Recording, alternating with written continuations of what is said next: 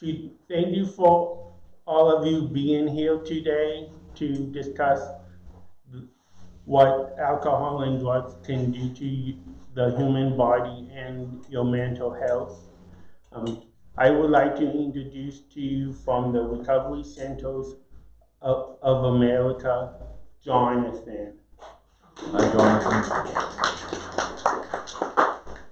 Hi, guys. My name is Jonathan. I'm an addict and an alcoholic, and also a grateful believer in Jesus Christ.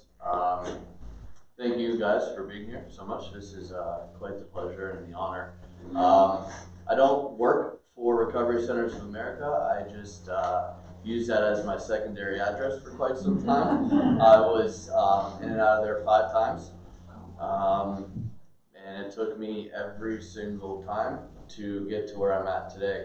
Um, it's not typical that I speak to an audience that doesn't deal directly in AA or any Alcoholics Anonymous or Narcotics Anonymous, so I'm going to try and be as gentle with my verbiage and language as possible. If I say something I don't mean to offend anybody, I'm only going to tell you my experience and the experience that I have working with others now in this field. And if you have any questions, please don't hesitate, raise your hand. I'm here to try and bring as much light to this as possible. I'll give you a little bit of background about myself. I was born in Daytona Beach, Florida. My family is originally from the Fox Chapel area. My grandmother and grandfather grew up in Sharpsburg, and then they moved to Fox Chapel later. And my mom was on spring break and met my father at a gas station. He was pumping gas. And I guess back then you did that with out a shirt on and little jean shorts. And I guess my dad was a real hot to shot guy. And my mom never left. And they had me in Daytona Beach, Florida. And two young parents, they decided to move home back here to Pittsburgh when I was about 8 months old. And around my first birthday, they were going through a separation, and my dad said, "Hey, I'll take Jonathan for ice cream while you work your double." She was going to nursing school. She said, "Great." And my dad decided to kidnap me and take me to Florida. So my mom didn't find me for about a year and a half. So Florida, Pennsylvania, back to Florida, all before I was 2. So that was, I only knew the beach growing up. I went to middle school, high school, my first year of college in Florida. I was always a pretty good student. I was a pretty good athlete. Addiction wasn't a thing. I didn't know of addiction. My idea of an addict or an alcoholic was the guy under the bridge, right, with the brown paper bag and the big burly beard, the dirty clothes, and I certainly wasn't that. My mom worked very hard to raise me and my 2 younger brothers in church, good morals. She remarried after I was found to a gentleman she met. He was also a nurse. My mom has been a nurse for 35 years working in the geriatric field. That's her calling, is to help people, and I think that's kind of where I get mine from. So she met a gentleman, and they fell madly in love, and I was an only child for her. My youngest brother is 12 years younger than me, and my middle is 10. So I was an only child for 10 years. My stepfather, his name was Mike, he is deceased now, but he did not like the idea of my mom having a child that wasn't his.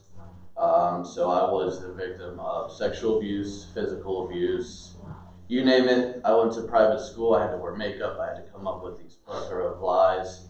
My mom was afraid of him. But as soon as Noah was born, my middle brother, as soon as he was born, all the abuse stopped. And for that, I was grateful and thankful. And that's when I really took to sports and to school. I think back and I wonder why, but that serves me no purpose today. Wondering why me, why this happened, why do I have the disease of addiction, all these things that could fill my head, and it did for a long time.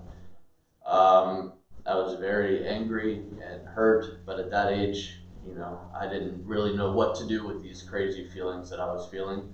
I did know that it wasn't right, and being bruised and battered probably wasn't normal, but that was my normal. That's the only thing that I knew at the time. So moving forward a bit, went to high school, the occasional drinking on the weekends after a football game or, in the woods. I guess you could say that normal style childhood drinking. Is anybody in here, everybody familiar at least with the program of Alcoholics Anonymous? Everybody know what it is, or have somebody in the family, or know somebody that has struggled with an addiction? Yeah, a little bit. So for a long time, a lot of people, myself included, I would watch the show Intervention. There's a show on A&E called Intervention. And I'm screaming at the TV, why won't you just stop drinking? Why don't you just stop using drugs? Your kids are crying, you've blown up your entire life. That was me. I promised myself I wouldn't turn into my dad, who kidnapped me, and my mom said he was an addict and an alcoholic, and that's why he abandoned us. And I was like, I will never be that. I turned into exactly that because I was unaware that addiction is a disease. Now, whether it's activated from birth, whether you're born with it, there's still so much study out there. All I know is that I have it. So wondering why it reared its head in my 30s and not my teens, and why couldn't I have gotten this earlier? Again, none of that serves me a purpose, so the point of ruminating on why me doesn't help me. I know today that I have the disease of addiction, and it is nationally recognized now as a disease. So if you go to put, for me, if I go to put in a job application, I can say that I have a disease and a disability because it's now recognized as such. But the whole mental health thing that's coming along, this has come such a long way. I think everybody deals in somewhat of anxiety or depression, right? We get anxious of things that we don't know how the outcome's going to go. And I personally get depressed of thoughts of what happened in the past, right? But the future isn't here yet. I can't control that. The past already happened. So when I started to correlate the anxiety and the depression and where I'm at in my recovery journey, I'm here right now, right? And I'm going to be here for the next 45 minutes to an hour. And then when I get into my car, then I have that choice to make. And then I'm in control of my car. Other than that, yeah, going to work tomorrow sounds great, and that's my plan, but I'm not guaranteed that. And I can't go back to yesterday and undo the mess and the chaos and all the things that I destroyed. So why worry about that? I've lived so long in both of these places for 25 years of my life. I've been drinking and drugging. I'm coming up on 2 years, if the good Lord lets me, on June 12th. But it hasn't been easy.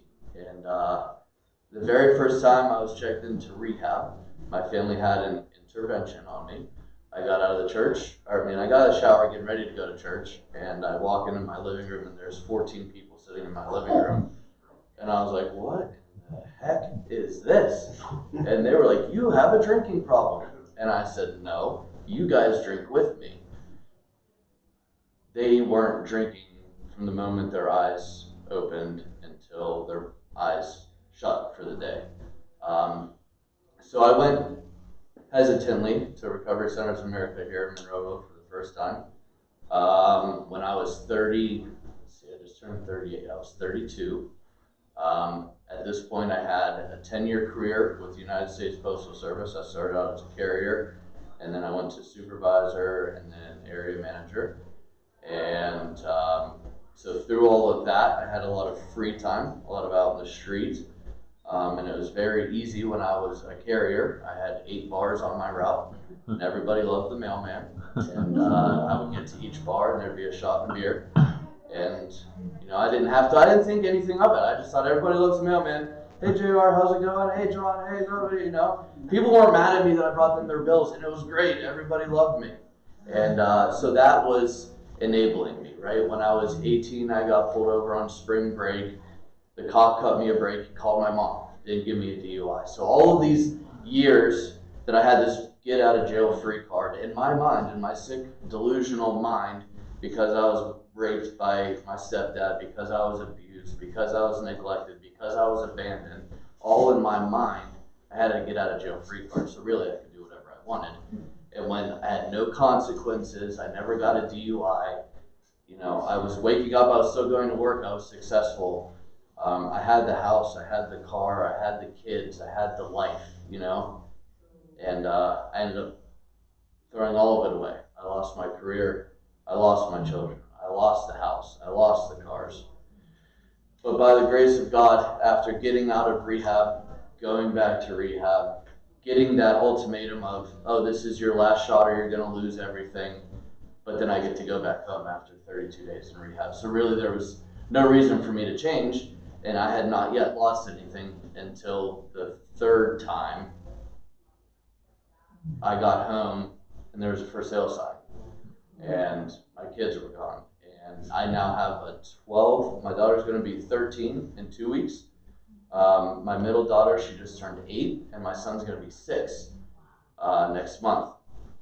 My 8-year-old and my soon-to-be 6-year-old I have back in my life by the grace of God.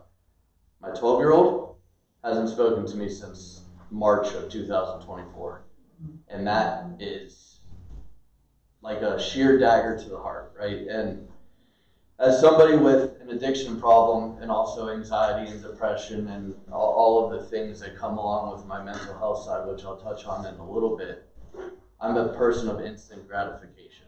When I don't like to feel something, when I don't like the way things are going, or when I'm overly joyous of how the way things are going, I celebrate by putting something in my body.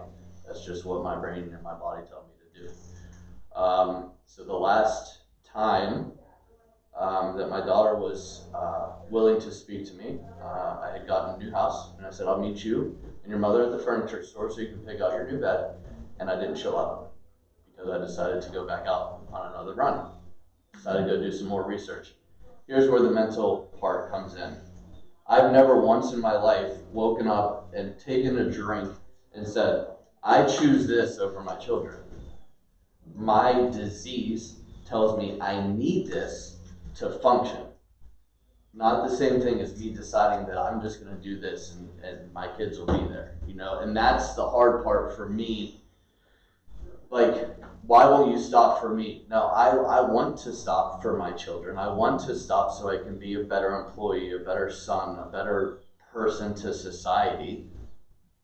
But until the obsession and compulsion was lifted, I had no choice.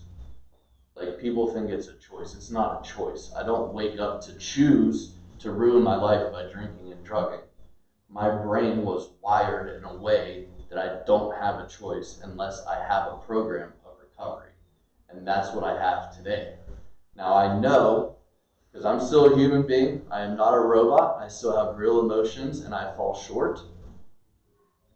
The old Jonathan, the old JR, wants to get in his car, go to my daughter's house where she has a little brother and my ex-wife is remarried and he's actually not a bad guy. I don't hate him, but I want to kick the door in and I say, I still have parental rights. I still have custody. I still pay my child support like a good person does. But every once in a while, I feel angry. I feel like I'm neglecting my kid. I feel like a daughter needs her dad, no matter if she has a stepdad. I don't take that away from him. I don't think that he's not a great stepdad, but he's a stepdad. I am dad, right? And at the end of the day, my daughter needs her dad. But what kind of a selfish, self-centered, arrogant person would I be if I said, your thoughts and feelings don't matter, you're coming with me no matter what? I've made the decision today, and I have for the past 2 years, to allow her to feel her feelings, something I was incapable of doing. Right? So now how full circle of a moment, when I was 12, for my daughter to be 12, and if I were to torture her brain and her feelings and her emotions the same way mine were tortured, I would be going back to the same way, the same cycle. It looks different, but it's the same stuff, right? So I know that if I keep praying every day, if I keep doing what I'm doing to the best of my ability, telling truth, something that I didn't do for a really long time. I was a liar, a cheater, a thief, I liquidated my kids' college funds to support my addiction, my alcoholism, all of the horrendous things that you could possibly do, I've done. But I'm real quick to think that I still have a right to go tell my daughter that you're coming with me no matter what. That's a sick way to think. So today, I have a morning reprieve. I wake up, I hit my knees, and I thank God for another day. I pray for His will today, not mine, because every time I grab a steering wheel, the proverbial steering wheel of my life, I crash and burn. Handcuffs, RCA. The only other one is, there's a saying, jails, institutions, and death. If you continue to go through the cycle of addiction, right? Been in handcuffs. Like I said, I almost changed my address to RCA there for a while. I was going there so many times. And death is something I'm not interested in today. Back then, sounded like a great alternative. Waking up, shaking, sweating, vomiting, diarrhea, you name it. This is where the physical comes in, right? Like, I couldn't go through a night of sleep without having to put something in my body to be able to go back to sleep. Cold sweats, throwing up, dry heaving. I couldn't eat unless I was so intoxicated that my body was overriding itself with, like, you need to eat. I was too smart. I was mixing my vodka with Pedialyte, thinking I was getting my electrolytes in the sun. As a mailman, I'm walking 12 miles a day, and I'm drinking Pedialyte and Tito's. Thinking, like, and then I started getting spasms, and I was like, man, I'm, like, dehydrated, but I drink Pedialyte all day. None of it made sense to me. And so a little Google search, and they're like, no, it's withdrawal. And I was like, no. This was before I was told that I had a drinking problem. Probably could have noticed it back then. But again, I didn't want to.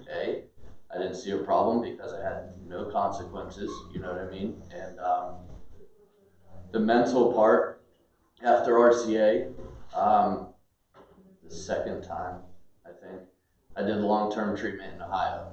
And this was the first time I'd ever spoken to a psychiatrist, where we went through my entire childhood and all the things. And he's like, you have PTSD. And I was like, buddy, I haven't been to war. This is how green I was to all of this mental health thing. Like, again, to me, the addict, the alcoholic is the homeless guy pushing a shopping cart, not me. You know what I mean? PTSD, I've never been shot. I've never seen anybody get shot in war. And he's like, no, post-traumatic stress disorder. Anything that has caused you stress in your life, you can suffer from PTSD from. I had anxiety, I have depression, I have PTSD. I have, you name it, I probably have it. And the sad reality of it is that not a lot of people believe in the two things coinciding, and where we're at right now in the healthcare field. It's an uphill battle. I work in the recovery field, and when you have somebody who has mental health and an addiction, one of them says you have to go treat your mental health first before we'll treat your addiction. The other one says you have to treat your addiction before we'll treat your mental health. And it's growing, we're getting there, but I think it's more of a liability thing. And unfortunately, the way that big pharma and insurance companies work, and I'm not going to go on a tangent of politics, that's not part of this, but everybody's washing money, and it's just going through a system. And unless there's people who truly care, at the end of the day, I truly care. And if I hadn't gotten my teeth kicked in by this disease so many times, I wouldn't have gotten into this field, because I'm never going to get rich doing it. I am back in college at 38 years old, halfway through, getting my bachelor's in psychology with a focus in addiction, because I believe in this. I believe that people can recover, but it's not without the help of God. And obviously we're all church people here, or else I don't think you'd be in this room. I was really good at foxhole prayers. God, get me out of this DUI, or get me out of this jam, and I won't do that again. Knowing that I was going to do that again, but I serve a forgiving and merciful Father. He got me out of a lot of those jams. This last time I drove to RCA, should not have drove. I got there and I blew a .48. It's the highest they've ever gotten, so I hold awards at RCA. But I laid in that bed and they asked me if I wanted comfort meds. They have all types of medications now to help you with the withdrawal. Because alcohol is the only drug or alcohol substance that you can die from withdrawals from. Not heroin, not crack, not anything you can name up that you see people out there. Alcohol is the only one that does enough damage to your organs and you become so reliant on that you can actually die from the withdrawal. But that was a risk I was willing to take. I told them I want no comfort meds. I need to feel the pain of why I'm doing this, because at this point I had nothing left. I had my car because it was paid off, but I didn't have a house. I got kicked out of my 3-quarter-way house. I had a pocket full of money, and I was sleeping in a hotel parking lot. And I was like, for what? You know, people are knocking on my window at 4 a.m. Hey, do you want me to buy your room so you can shower? You've been here for a week. No, I'm good. 14 pizza boxes. I thought it was normal in the backseat of my truck. So I drove to RCA, the one place that I knew that I would be accepted, because I had nobody else to turn to. My mom had given up on me, but she didn't want to see me in the state that I was in. My ex-wife and my ex-fiance were keeping the kids from me for good reason. I was angry at that, right? But I didn't want to deal with emotions, so I drink and I drug. That's what I do. And I went to RCA, and I said, no comfort meds at this point. I'm on a first-name basis with the CEO, the person that does the money, the nurses, the techs, you name it. I'm on a first-name basis with everybody at RCA. If you go there today just to stop by and say, hey, I heard JR today, they'll be like, oh my God, he's doing so good. I laid in that bed for 3 days, shaking, not being able to eat, sweating, throwing up on myself. No comfort meds, and I prayed, because that's what I was taught to do when you're going through a hard time. And I said, God, if you take this obsession and compulsion, I'll truly finally get to work. June 12th, 2024, and hasn't been easy, but I do have Emma and Eli back in my life. Every Sunday, Monday, and Tuesday, and every other Saturday. I am now a full-time employee. I work in the recovery field. I help people. I have my brothers, my mom back in my life today. I can be trusted. Those are all things that were unfathomable to me when this process started 6 years ago. You know, but in the active state, I thought I was all of these things. I thought I was the best brother in the world, the best dad in the world, the best partner in the world. All of these things that I was just living a huge lie. And it's all because drinking and drugging was the only answer to any problem that I ever had. And the body, when it becomes reliant on a substance, you know, you shake, you have a little bit of sweats, but when it gets to like real at the end, I had stage 2 cirrhosis of the liver. I had acute kidney failure 4 times that I was hospitalized for. I had to get my stomach pumped at least 8 times that I remember. Your heart is working on overdrive. I was on blood pressure medicine, cholesterol pills,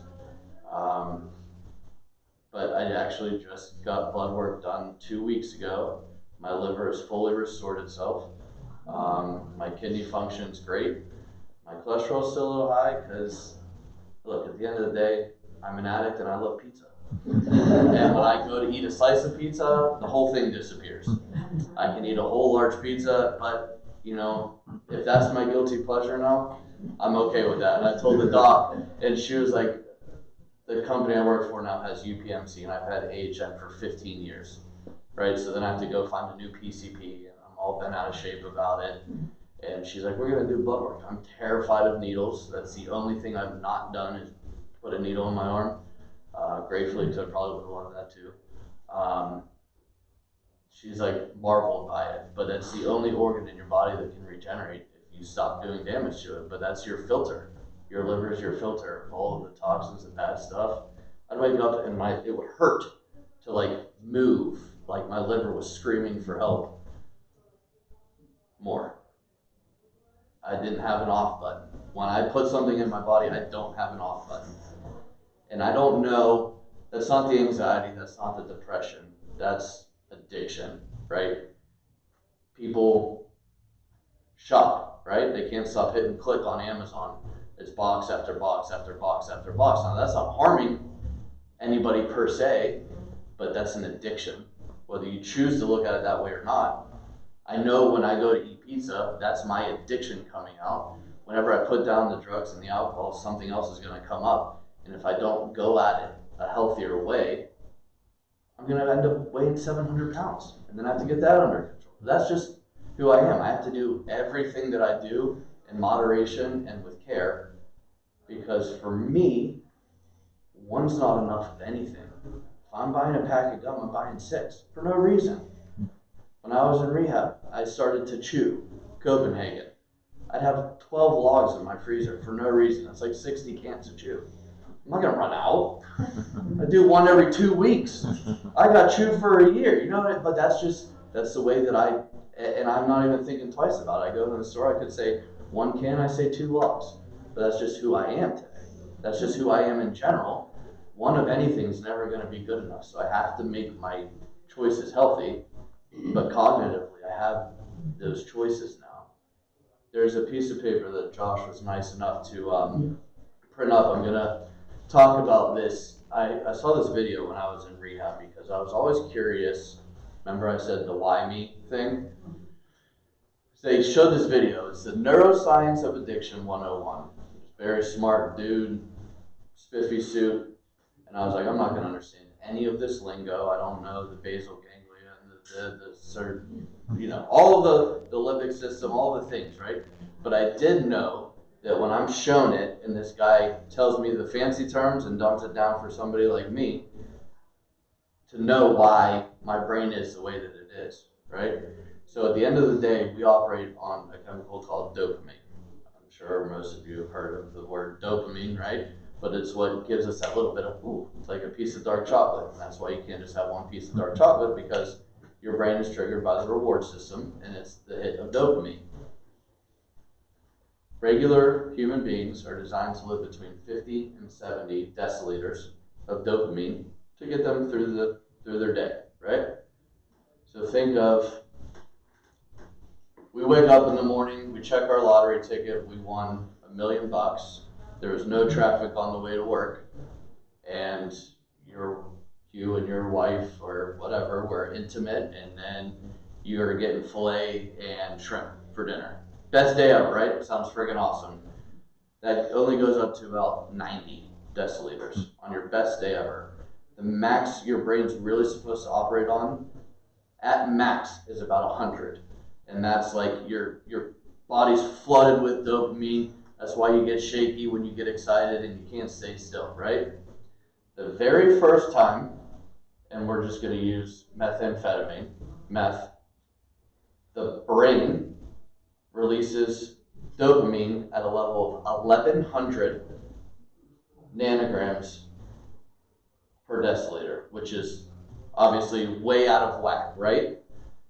So this is where people become addicted, because they're like, holy heck, that was the craziest experience ever. I want to do that again. Your body will not allow you to reach 1100 ever again. So the next time you do it, you might get to 1000. But now it's taking you 4 times as much to try to get to that 1000 and that 1100. And you're always chasing your initial high, right? Alcohol bumps you up to like 600-ish. All things that our brains not wired to do and our bodies are not wired to take, right? Why people leave rehab, go back to using the same amount of drugs, whatever they are, I don't care what they are. They're never going to reach that initial high level ever again. They go out, they use the same amount of drugs that they did before they went into rehab. Or maybe they were lucky enough to have 4 months of clean time. But after that 4th month, something sets them off a downward spiral, and they think there's no other way other than to use, and they use 10 bags, whatever it is, at once, because, that's what I was doing 6 months ago, dead. They have no more chances in life, because their brains are wired, they have the disease of addiction, and that's all they know, is that was my safe place. And that's the sad reality of it, is why I try and bring awareness of how dangerous this stuff is. And if people don't get the proper help and they don't address their mental health issues along with their addiction at the same time, it's almost certain that they're going to relapse. And for me, personally, right now, if I were to leave here and say, forget everything that I've learned over the past decade, forget all the people that I've helped, I'm going to go to the bar.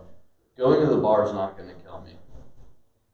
What happens a month from now, because I'll be too shameful, too full of guilt to face my kids, to face my employers, to face my family. I'll be on a run for the next month, and for me, a run's not good. So the first drink is the one that's going to kill me, not the 100th, not the 1000th, not the 12 handles that I'm going to consume in 2 days. It's the first one, because that's the only one that I have control over. My mind tells me every day that the answer is in the bottle. God has provided me, this program has provided me, psychologists have provided me a different way to look at it. This morning I woke up, I prayed, and I drank water. 2 years ago, I woke up, I didn't pray, I drank vodka. My life was a disaster, on fire. And if there was a fire, I was pouring gasoline. I am the can of gasoline, and anywhere there's a fire, I'm putting myself in the center of that. And that's just the sad freaking reality of it. That study, right, so we're always going, trying to get back to that 1100. There's a study, they took people and they put them without water for 3 days. Gave them IVs so that they wouldn't, pass out, and they had what they needed to stay alive, but they made them parched. And they took 3 other people and they put them and they made them famished, right? So they held them without food, still gave them the IVs and stuff, and then they had a group of subjects that had 3 months sober, 6 months sober, and then a year. These were all different subjects, but all for the same study, right? So after 3 days, they took the people that were without water, and they put them into a functional MRI tube, and they were saying, oh, imagine walking through the desert. It's hot. And then you get to the end of your trip, and there's a water. Beautiful beads dripping off of it, really digging into the brain and making it activate, right? And then they would sprinkle them with water in the functional MRI, and they would see what that did to their brain function and the reward system of just the thought of that. The relative size of a baseball, right? So the part for the reward system is about that big in the center of your brain, and it illuminates about the size of a baseball. So people were very excited at the idea that they were going to get this cup of water because they haven't actually drank water in 3 days. Next people, favorite food, they put them into this MRI, and they're like, all right, tell me about that sizzling steak or whatever it is. They actually brought the steak or whatever their favorite food was, wafted it into the MRI tube. This sounds really jacked up. It sounds really torturous. They would bring them out. They'd actually have them bite the food, spit it back out onto the plate, put them back in the MRI tube. Relative size of a basketball. Okay, so people are a little bit more willing to do some more for the food than the water, but still, the size of a basketball is bigger than our head. So imagine the reward system was supposed to function on to the relative size of a basketball. Okay, then they take this group of people who are in recovery, some of them very early, some of them a year or more, and they sit them down with the tubes on and the little brain stickies, and they say, tell me about the first time you used your drug or drink or whatever. The relative size of a baseball field. So, somebody who suffers from the disease of addiction cares this much about water, this much about food. Now think of us sitting here, we're not even taking up a first baseline, right?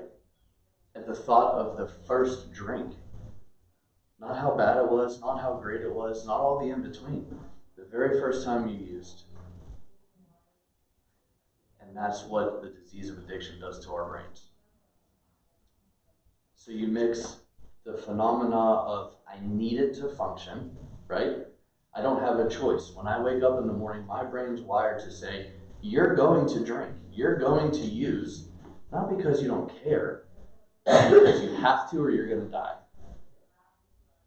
Right? And then I have a brain that's wired that way and a body that's failing.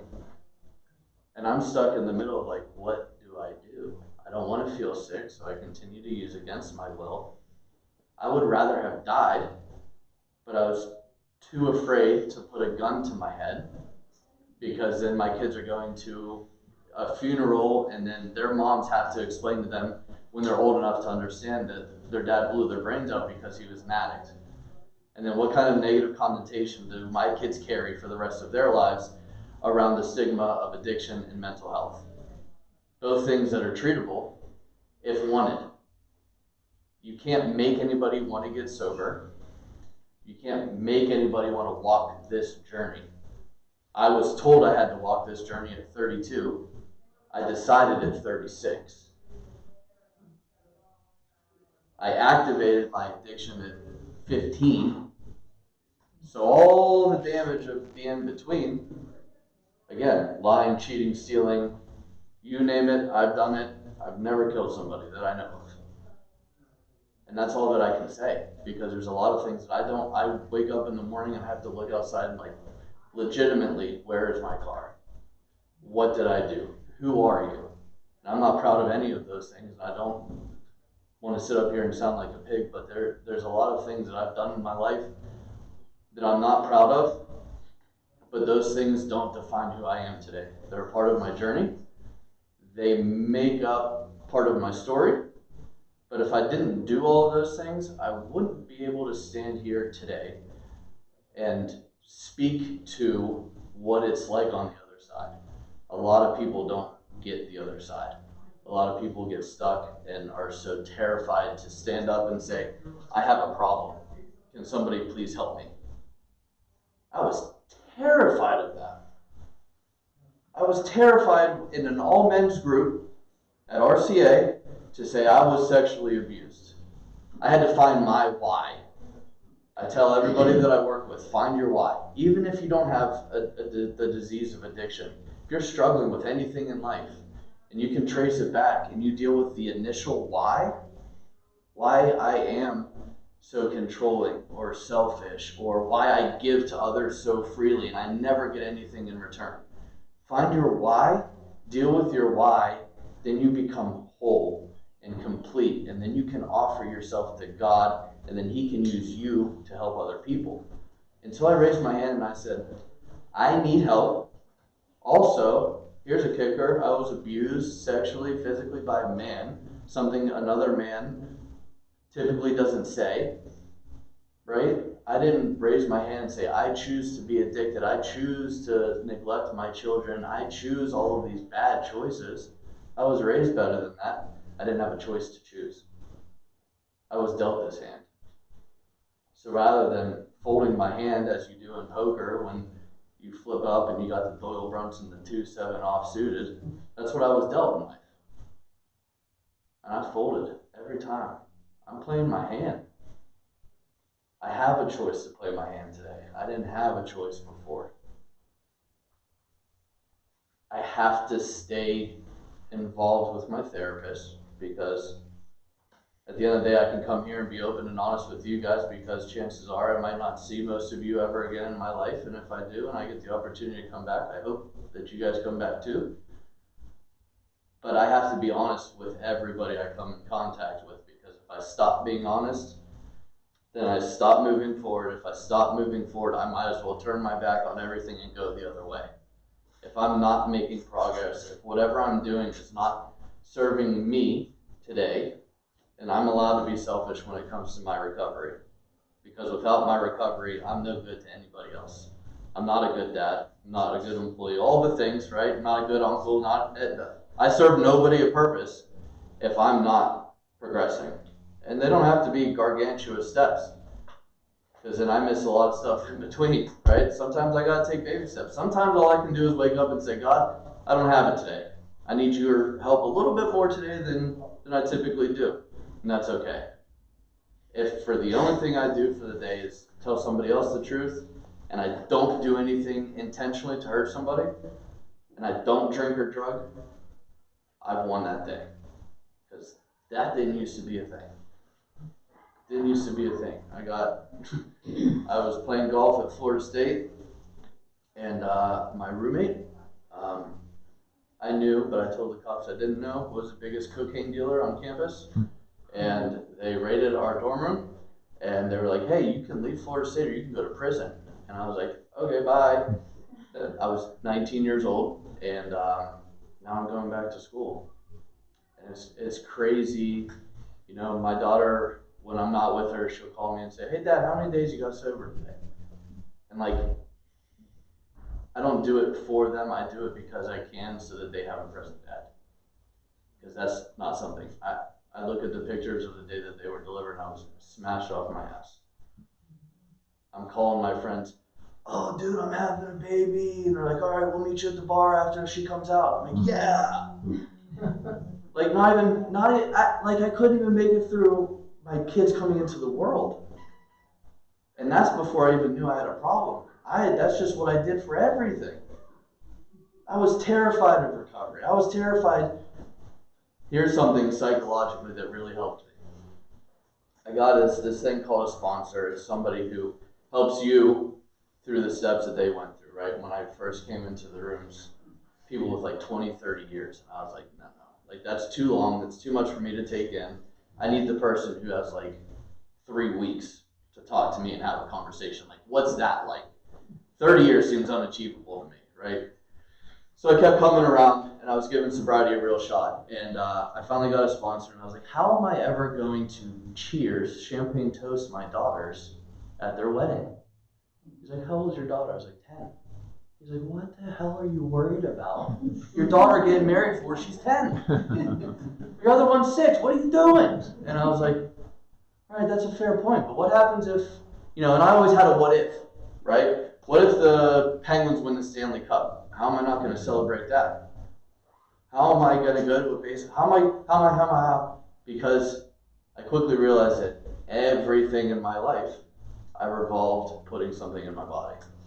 So now that I'm in recovery 2 years ago, everything that I did was a first. Everything. I went to a hockey game. I went to a baseball game. I went on a vacation with my kids. I got to take my kids to my hometown and say, hey, this is where Dad grew up. All of these things that were first again, right? I had experienced these first far previous in my life. Never without drugs or alcohol. Vacation. Church. Like, I would bring in a cup full of vodka to church and say, God, thank you so much. I praise you. You know what I mean? Like, going through the motions. Not real devout Christianity is the way that I go about my life. Not true following of God. Saying, hey, I acknowledge you. I know I'm supposed to come here and go through the motions of church on Sunday. I get it. When people say, do you believe in God? I say, yeah. But I'm not practicing what I'm being taught. I'm not listening to what he's teaching me. I'm going through motions, right? So all of these first comes, and now I'm feeling feelings again. Disappointment. God, I hated that one. Sadness. Not a fan. Happy. It's pretty cool, I can go to bowling. I can go golf. I golf 4 times a week now. That's my thing. That's my self-care. Like, that's my meditation. That's my place. I didn't do that sober. Like, nothing I did. So I'm relearning how to live life, and I'm coming up on 2 years. I jumped out of an airplane. I'm terrified of heights. But like, I can do that because I'm sober, right? Like, I can make these decisions. I drove out there to, what's the outlets? Grove City. Grove City, right out there. Jumped out of an airplane. The guy's like, why did you do this? I said, well, I'm a year sober today, so I'm going to die. It's a cool way to die, you know what I mean? Like, I brought my kids. I was like, Dad, if you hear a splat, just don't come running over because it's going to be wild. But, like, I get to do all of these things today, which is a psychological flip for me because I used to have to do everything. Oh, I have to go do this. I have to go to the speaking engagement on Sunday. Now I have to go get my kids. I get to do anything I want today. Only because I've decided to relinquish the idea that I'm in control of anything. When the light turned green, I know I have to go. But like when it comes to my life in a nutshell, I have to ask for guidance, because if I think that I'm in control, I got another thing coming. And a lot of that's acceptance and surrender. There's a Bible verse, Galatians 5:22-23, the fruits of the Spirit, love, joy, peace, patience, kindness. You know that. I didn't have any of those. I didn't have serenity. I didn't have peace. I certainly didn't have acceptance. I wasn't willing to surrender anything. My anxiety is gone. My depression, it's at bay, right? Because I'm still human, like I said before. I'm not a robot. I still think sometimes of the bad things that I did, but again, that serves me no purpose today. I could hang on to the past and trudge it around all I wanted, but it's not going to do me any good. I can't change it. The biggest thing I can do today is see somebody from my past. They see who I am today, and they say, man, I'm glad you're at where you're at. Because the dude I knew wasn't the guy. I thought I was the guy. Wasn't the guy.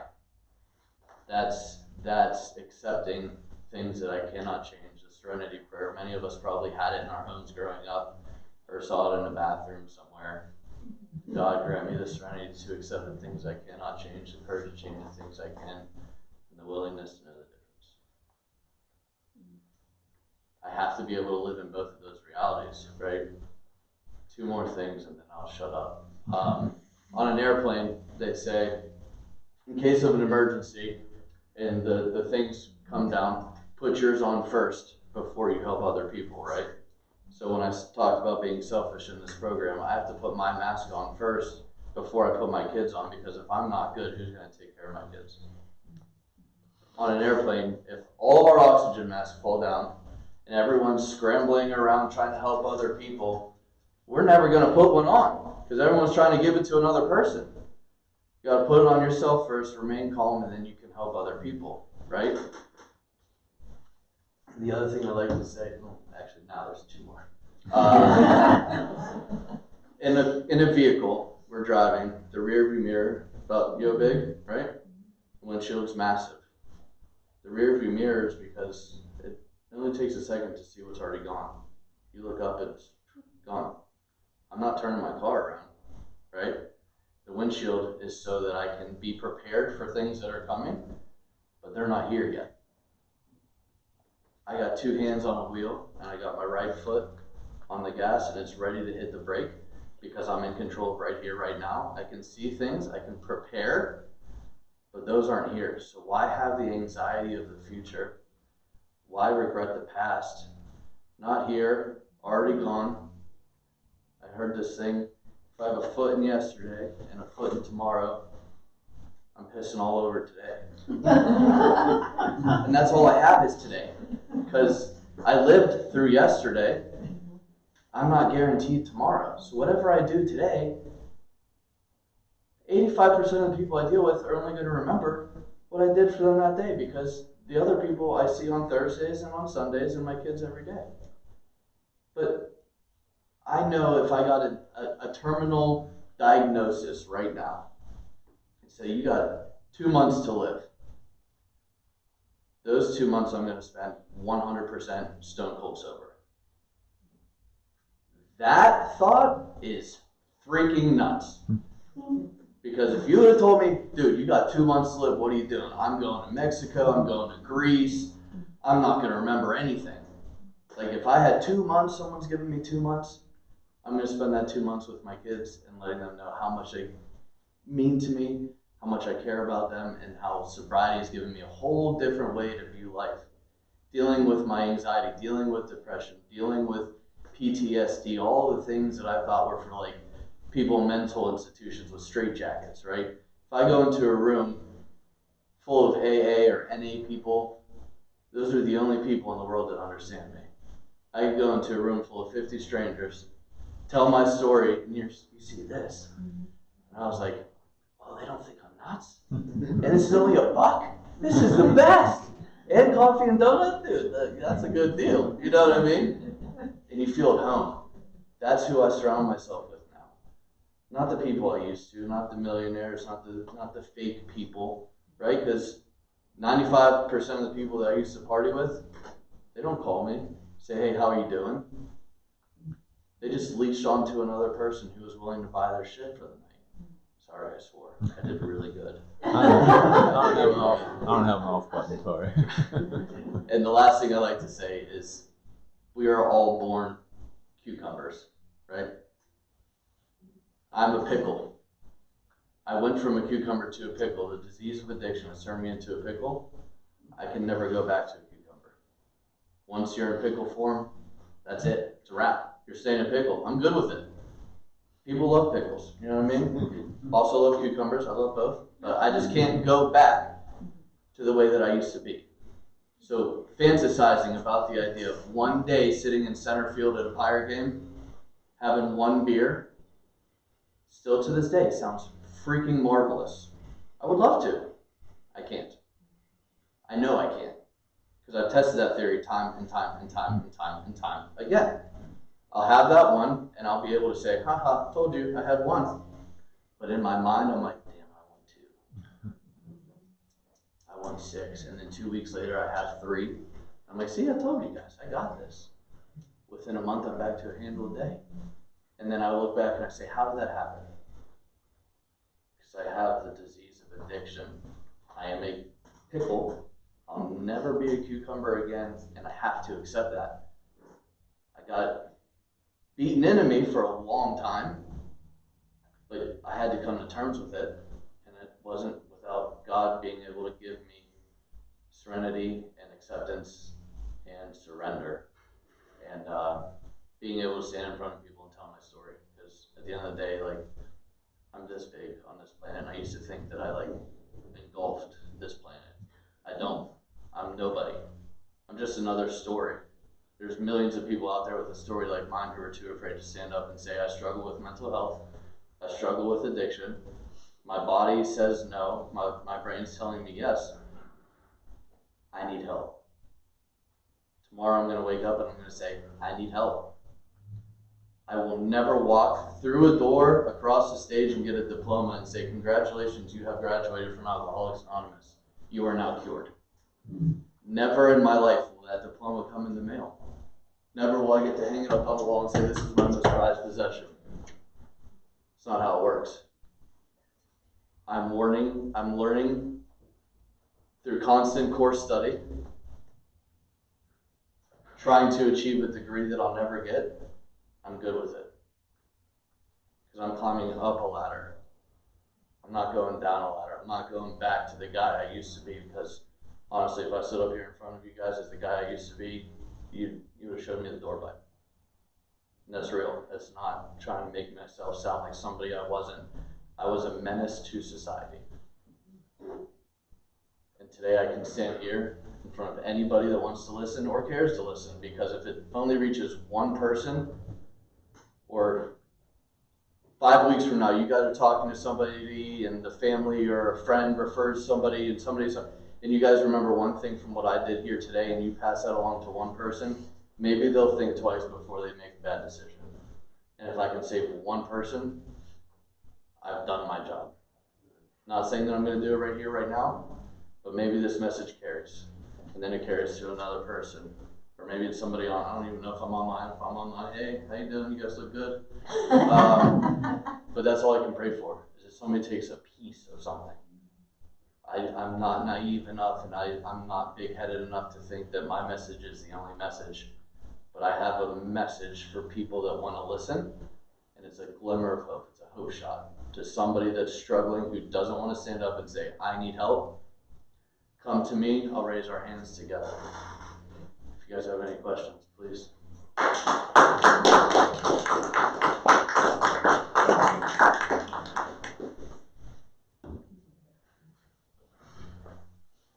Where is the RCA building?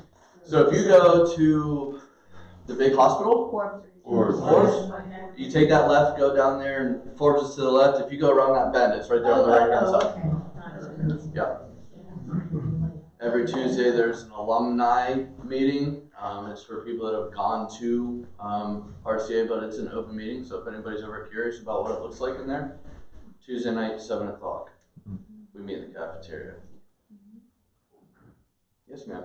So how did you build or rebuild a support system to help you with So a lot of people are afraid of the program of any anonymous because they're afraid that it's God-centered. It's a religious program. It's not. It's spiritual.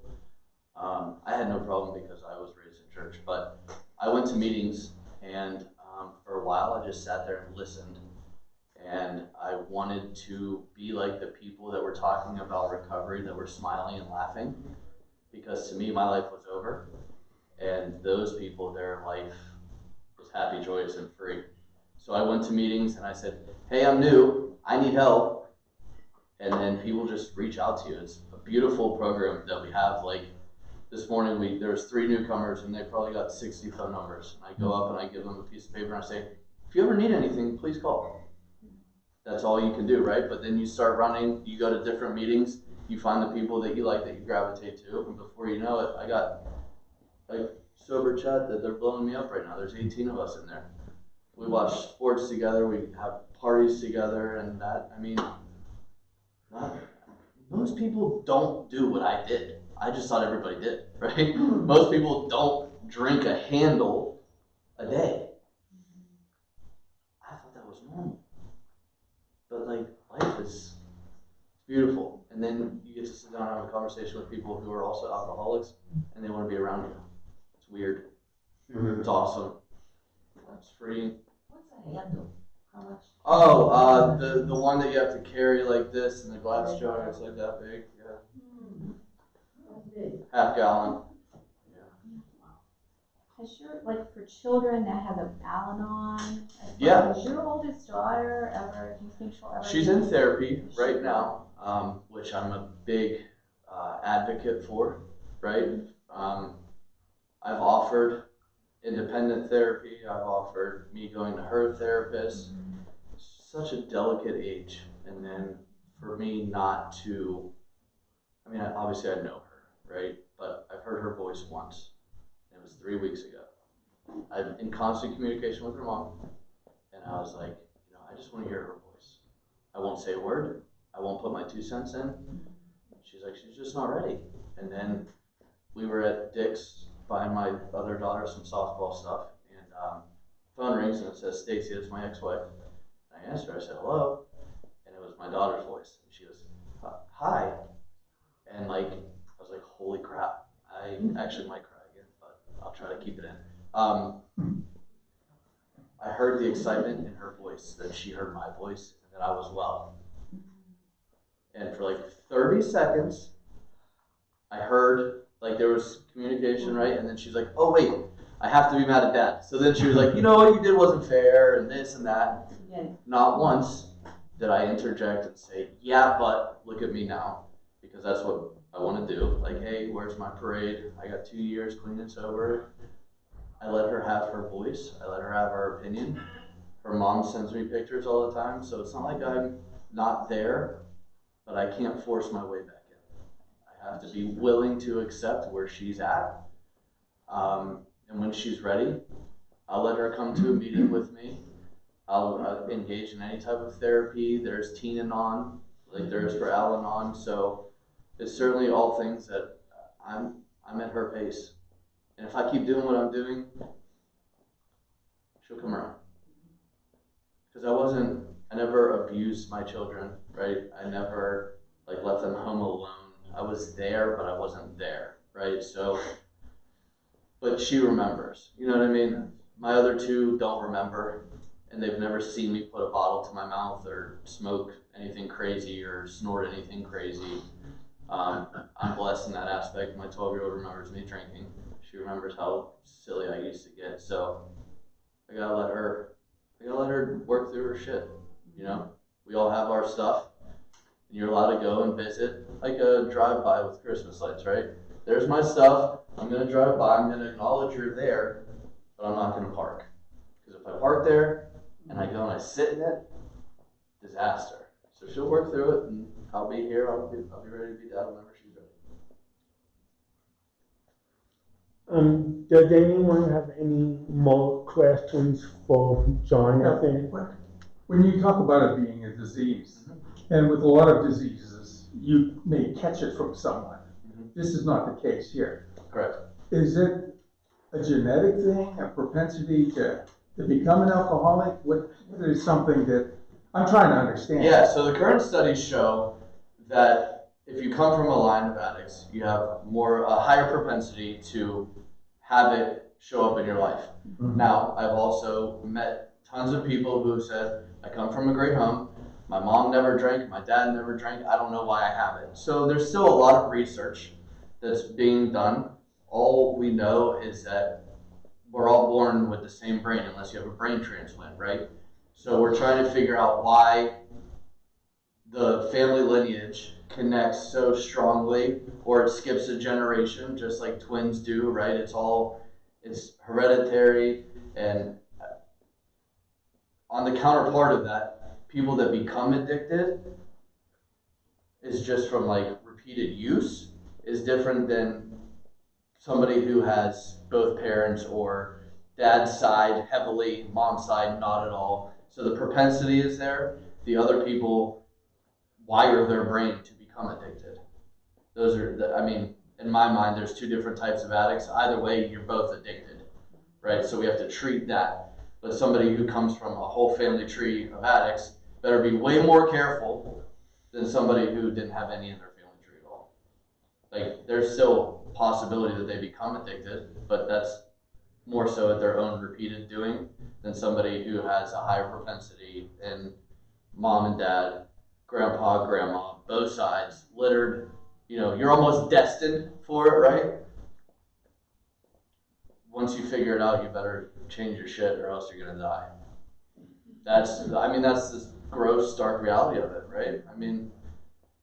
People who, hey, my mom used to say, your dad's an alcoholic.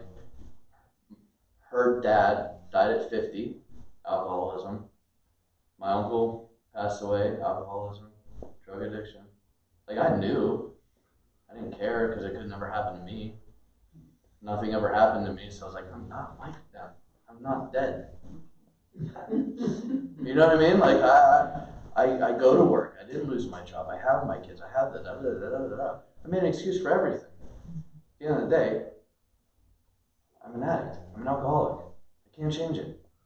So if and just because you come from that doesn't mean that you are going to be one. But once you cross that bridge, you ain't going back. Once both parents and now all the family lineage has it, and it's hereditary, and it's in your DNA, and it's in your makeup and your brain. And once you cross that bridge, you can't turn it off. It's on. So you got to treat it, or you can die.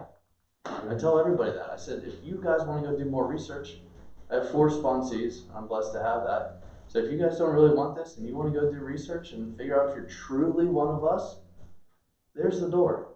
I don't want to come to your funeral, but I also can't want this more than you want it. I'm sorry. It's reality. I'm not sugarcoating anything for anybody. It's life or death. Get busy living, get busy dying. At what age do people normally admit that they started drinking? It could be a teenager, it could be 20s. Oh, yeah. But a lot of the can stories, somebody that's 40 just started trying a drink, or they? Yeah, It could be any age. I've met numerous people that say, I used to be a social, once every 2 weeks I would have a glass of wine, and then I went through a divorce, and I started drinking heavily, and before I knew it, I couldn't stop. So doesn't matter, right? That's one of those things, like, why?